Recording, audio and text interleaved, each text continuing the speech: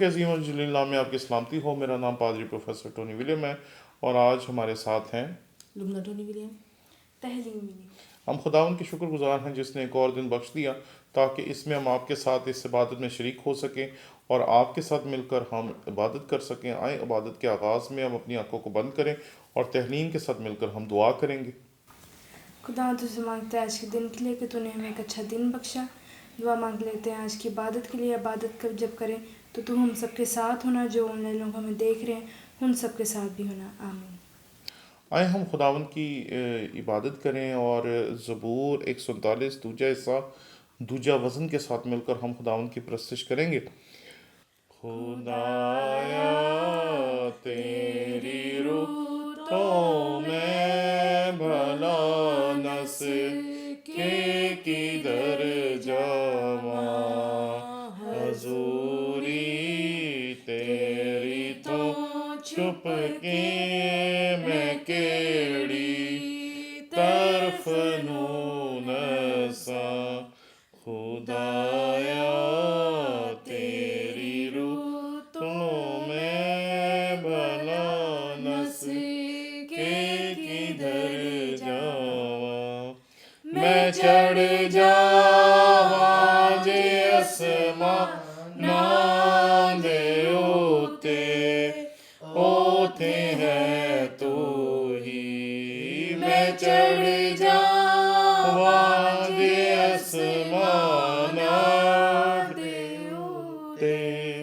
اوتھے ہے تو ہی، وچھاواں بسترا پاتال دے وچ، اوتھے ہے تو ہی، وچھاواں بسترا پاتال دے وچ، اوتھے ہے تو ہی، خدایا تیری روح تو میں بھلا نس کے کدھر جاواں، سمندروں پار جا اتراں، صبح دے پنکھاں نوں پھیلا، سمندروں پار جا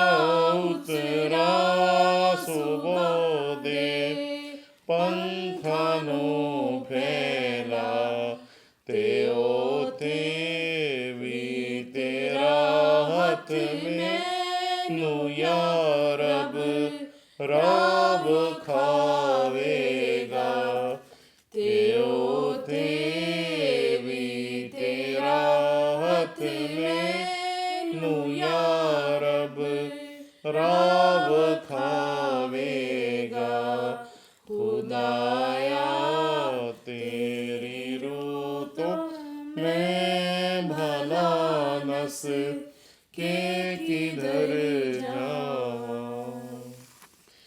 خداوند کا شکر ہو کہ اس نے اپنی پرستش میں ہماری مدد کی۔ آئے ہم خداوند کے کلام کی طرف متوجہ ہوں اور لوکا کا انجیلی بیان اس کا 5واں باب اس کی 30، 31 اور 32ویں آیت کی تلاوت ہم خداوند کے کلام میں سے دیکھیں گے۔ سب سے پہلے ہم انگریزی میں اس کی تلاوت سنیں گے۔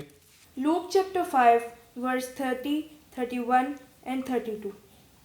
But the Pharisees and the teachers of the law who belonged to their sect complained to his disciples, "Why do you eat and drink with tax collectors and sinners?" Jesus answered them, "It is not the healthy who need a doctor, but the sick. I have not to come call the righteous, but sinners to repentance."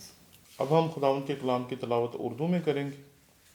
اور فریسی اور ان کے فقی اس کے شاگردوں سے یہ کہہ کر بڑبڑانے لگے کہ تم کیوں مسوح لینے والوں اور گناہ گاروں کے ساتھ کھاتے پیتے ہو؟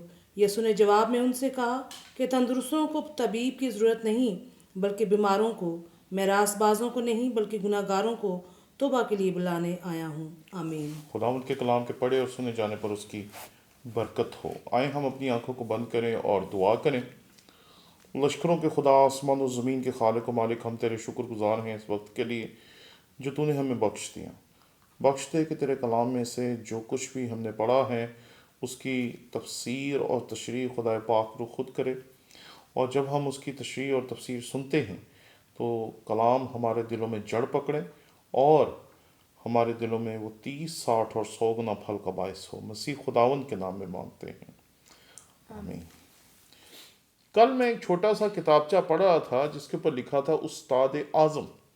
تو میں جب اس کتابچے کو دیکھ رہا تھا تو میں کبھی نہیں تھا سوچا کہ آج آپ سے میں اس بارے میں بات کروں گا، کیونکہ خداوند کے کلام میں جو حوالہ پڑھا گیا اس کے بیچ میں مسیح خداوند کے شاگردوں کے پاس آ کر فقی، فریسی، شرع کے عالم اور شرع نویس جو کہ شرع کو لکھا کرتے تھے، جو کہ اس وقت ہاتھ سے لکھنے کے رواج کے مطابق لکھتے تھے، کتاب مقدس کی نقول تیار کرتے تھے، یہ تمام اس دور کے جو علماء ہیں مسیح خداوند کے بارے میں شکایت لگاتے ہیں مسیح خداوند کے شاگردوں کو کہ اسے نیک لوگوں کے ساتھ بیٹھنا چاہیے، گنہگاروں کے ساتھ اور محصول لینے والوں کے ساتھ نہیں بیٹھنا چاہیے، کیونکہ وہ محصول لینے والوں کو اپنے سے کمتر سمجھتے تھے۔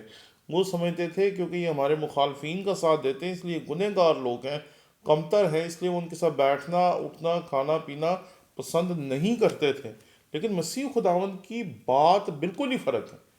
آج جب ہم ہاسپٹل میں جاتے ہیں تو وہاں پر موجود 90% لوگ جو ہوتے ہیں وہ بیمار ہوتے ہیں، کیونکہ ہسپتال بیماروں کے لیے بنائے جاتے ہیں، اور بالکل وہی مثال خداوند یسوع مسیح نے یہاں پر استعمال کی کہ میں ڈاکٹر ہوں اور میری ضرورت جو ہے وہ بیماروں کو ہے، تندرستوں کو نہیں ہے۔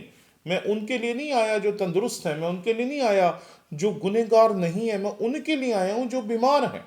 اور مسیح خداوند یہاں پر بڑے واضح طور پر کہتے ہیں 31ویں آیت میں، یسوع نے جواب میں ان سے کہا تندرستوں کو طبیب کی ضرورت نہیں ہے۔ اگر آپ کسی صحت مند بندے کو ڈاکٹر کے پاس لے جائیں گے وہ کہیں گے کہ بھئی تمہارا دماغی توازن ٹھیک ہے، اس بندے کا یہاں کیا کام ہے، اس کو یہاں کیوں لے آئے۔ لیکن ہم اپنی زندگی میں سمجھتے ہیں کہ شاید ہمیں گنہگاروں سے دور رہنا چاہیے۔ ابھی چند دن پہلے میں نے آپ کی خدمت میں یہی بات پیش کی تھی کہ جو ہم خدا کے قریب ہوتے ہیں ہم لوگوں سے دور ہونا شروع کر دیتے ہیں، لیکن مسیح خداوند کی زندگی کا یہ نقطۂ عروج ہے کہ وہ جتنا زیادہ خدا کے نزدیک تھا اتنا ہی زیادہ وہ انسانوں کے بھی نزدیک تھا۔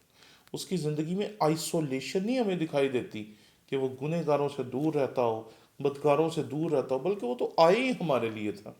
اور یہاں پر جو بات بڑی دلچسپ ہے وہ یہ ہے، میں راست بازوں کو نہیں بلکہ گنہگاروں کو توبہ کے لیے بلانے آیا ہوں۔ مسیح خداوند کہہ رہے تھے کہ میرے پاس ایک علاج ہے، میرے پاس ایک دوائی ہے، اور یہ دوائی ان کے لیے ہے جو بیمار ہیں، جو تندرست ہیں انہیں دوائی کی ضرورت نہیں ہے۔ میری دوائی کی ضرورت انہیں ہے جو بیمار ہیں، کیونکہ مسیح خداوند نے اس حقیقت کی طرف اشارہ کیا کہ میں گنہگاروں کو نجات کا پیغام دینے کے لیے آیا ہوں، میں گنہگاروں کو توبہ کی خوشخبری سنانے کے لیے آیا ہوں۔ میں صرف اس لیے نہیں آیا کہ بس آ گیا ہوں اور میں نے خداوند کا کلام دیگر انبیاء کی طرف پہنچانا ہے اور اس کے بعد اس دنیا سے چلے جانا ہے۔ مسیح خداوند نے کہا نہیں، میرا فوکس فرق ہے۔ میرا فوکس کیا ہے کہ میں نے ان لوگوں کی بیماری کا علاج کرنا ہے جیسے ڈاکٹر کرتا ہے، اور بیماری کی غیر موجودگی میں کبھی بھی علاج نہیں کروایا جاتا۔ اگر کسی کو کوئی بیماری ہی نہیں ہے تو وہ کس چیز کا علاج کروائے گا؟ لیکن مسیح خداوند نے اس طرف اشارہ کیا کہ تم جو سمجھتے ہو کہ ہم بیمار نہیں ہیں، تم دراصل بیمار ہو لیکن تم ماننے کے لیے تیار نہیں ہو۔ اپنے تکبر میں، اپنے غرور میں اور اپنی ان خدمات میں جسے تم دنیا میں کرتے ہو، تم سمجھتے ہو کہ ہمیں نہیں ضرورت توبہ کی، ہمیں نہیں ضرورت آنسو بہانے کی، ہمیں نہیں ضرورت نجات کی۔ لیکن مسیح خداوند کہتا ہے میں ان کے لیے آیا ہوں جو اپنی بیماری کو سمجھتے ہیں، جنہیں پتہ ہے کہ ہم بیمار ہیں، جنہیں پتہ ہے کہ ہم گنہگار ہیں، جنہیں پتہ ہے کہ ہمیں نجات کی ضرورت ہے۔ میں ان کے لیے آیا ہوں تاکہ میں راست بازوں کو نہیں بلکہ گنہگاروں کو توبہ کے لیے بلانے آیا ہوں، تاکہ وہ توبہ کریں اور ہمیشہ کی زندگی کے وارث ہو جائیں۔ یہ بات یاد رکھیں، ہم کئی مرتبہ جب اپنی زندگیوں پہ غور کرتے ہیں تو ہم سمجھتے ہیں ہمیں شاید توبہ کی ضرورت نہیں، لیکن اس حقیقت کو سمجھیں کہ توبہ کی ضرورت ہر وقت، ہر جگہ اور ہر انسان کو رہے گی، کہ وہ زندگی میں ایک دفعہ توبہ کرے اور اپنی زندگی خداوند کے سامنے ڈال دے، اور پھر وہ آپ کی زندگی کو لے گا اور آپ کی زندگی کو بدل کے رکھ دے گا۔ اور یہ ایک ایسا تجربہ ہوگا جو بندے کو زندگی میں ایک ہی دفعہ ہوتا ہے۔ اور اس حقیقت کو سمجھیں کہ اگر آپ نے آج تک توبہ نہیں کی تو آج توبہ کریں، اپنی زندگی اسے دیں، اور پھر آپ دیکھیں گے کہ وہ آپ کی زندگی کو بدل کے رکھ دے گا۔ آمین۔ آئیں ہم اپنی آنکھوں کو بند کریں اور دعا کریں۔ خداوند، ہم تیرے شکر گزار ہیں کہ تو نے ہمیں احساس بخشا کہ تو ہمارے لیے آیا، گنہگاروں کے لیے آیا، بیماروں کے لیے آیا، تاکہ ہماری نجات کا انتظام کر سکے، ہماری مدد کا رہنمائی کر تاکہ ہم تیری نجات کو سمجھ سکیں اور اس توبہ کے پیغام کو ہم قوموں تک پہنچا سکیں۔ مسیح خداوند کے نام میں مانگتے ہیں۔